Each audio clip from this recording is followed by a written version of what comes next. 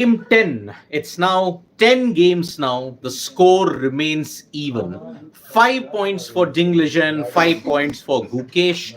Today you played out a rather quick draw when you look at it. Ding was with white pieces, Gukesh was with black pieces, and this ensured that okay, both players played out a tough, gritty draw, and because of that, now after 10 games, you've now gotten 5 points each. Now, in the post-match press conference that happened every day after the end of the game, there is a press conference where both Ding Liren and Gukesh address the concerns and address everything at this point in time. Gukesh, at this point in time, he's spoken about the performances, about the mistakes that might happen. Now, as far as the mistakes are concerned, I don't think the wait for mistakes will be so long. There are mistakes happening in every game, to be honest. Every game we are hoping to create chances for ourselves, not hoping the opponent will do some mistakes. Otherwise, we would play some tricks which are not objectively good, but to check the opponent. This is what Ding Liren and Gukesh has spoken about. Gukesh has stated he doesn't wait for mistakes to happen at the other end. That is the one thing that's there. So he's trying to play counterproductive. He's trying to ensure that he plays attacking chess at this stage. But as far as today's opening is concerned, which was the London system, the London opening, normally in this particular kind of things in 2023 and 2024, prior to this, Gukesh would have been troubled with the London opening. But this time he wasn't. He held his own. He knew that in the past that this had happened. And that is why he played out a steady line, which ensured that the queens would be traded very, very quickly at this stage. Gukesh is like also stated, like now you're going to play only two matches with the white, game number 11 and game number 13. That is when you're going to play with white pieces. Are you scared that you're going to play more with black pieces at this stage? But yes, he did mention two things here. Gukesh mentioned in general, I don't freak out a lot.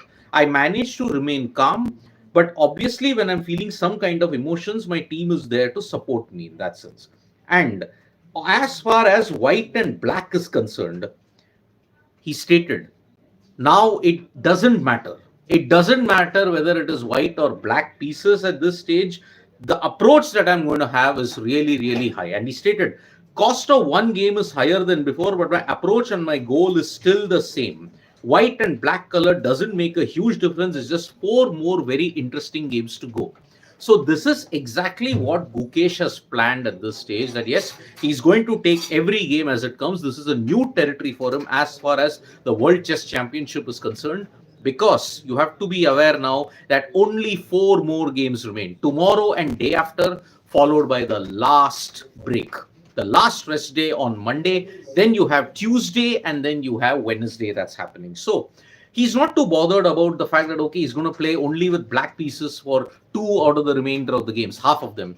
Ding has more opportunities with white at this stage to force a result. So in this way, the World Chess Championship now, you're somewhat seeing the way how Magnus Carlsen and Fabiano Caruana played. In that World Chess Championships, every game was drawn, and that is why they went into the rapid tiebreakers, and you won in that sense. Now, in the history of the World Chess Championships, you've seen very few events go into the rapid tiebreaker situations. Ding versus Nepomniachtchi happened in the rapid tiebreakers. Carlsen versus Caruana happened in the rapid tiebreakers. Anand versus Gelfand happened in the rapid tiebreakers, and so on and so forth. You may also want to look at Anand versus Karpov when that happened in 1998 in Lausanne, when that also went to the rapid tiebreakers. So whenever you've had rapid tiebreakers, it can be anybody's game. But for Gukesh, it is very important that he does not take Ding to the tiebreakers, simply for the fact that Ding Liren is a better rapid and blitz player. Hope one doesn't make the mistake, that Gukesh doesn't make the mistake what Boris Gelfand did. Boris Gelfand, in trying to ensure that he got a solid position in each game, he rarely would push for the win. That's why Anand, when he got into the tiebreakers, he managed to ensure that he beat Boris Gelfand. So that's why this is a current situation that's there. DST is like telling me Gukesh squandered advantage in game 7 and game 8. Now, how costly that will be, that we'll only find out by the end of the World Chess Championship. If Gukesh really loses out on that World Chess Championship title, it will be what has happened in game number 7 and game number 8.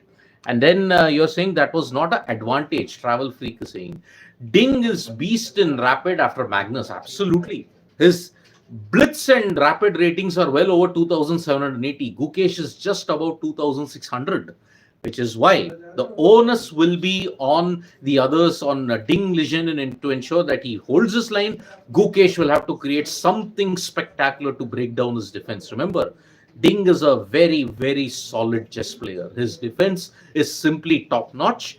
Yes, confidence wise, mentally, he's not been in that same space for the past 1 year.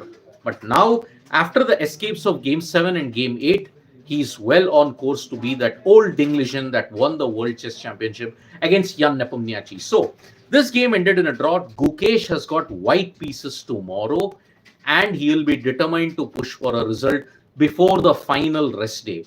If he doesn't do that, then let's see how that goes. Tushar Sinha saying Gukesh still has 2 games with white. Let's hope for the best. Yes, we hope so too. So tomorrow, Gukesh plays with white 11, game number 11 with white pieces.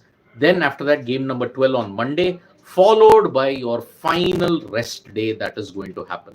Then on 13th and 14th, the last 2 games before we head into the rapid tiebreakers at this stage. Thank you so much, folks, for joining us for this video. Subscribe to Sports Today for all the latest news and analysis. Bye-bye.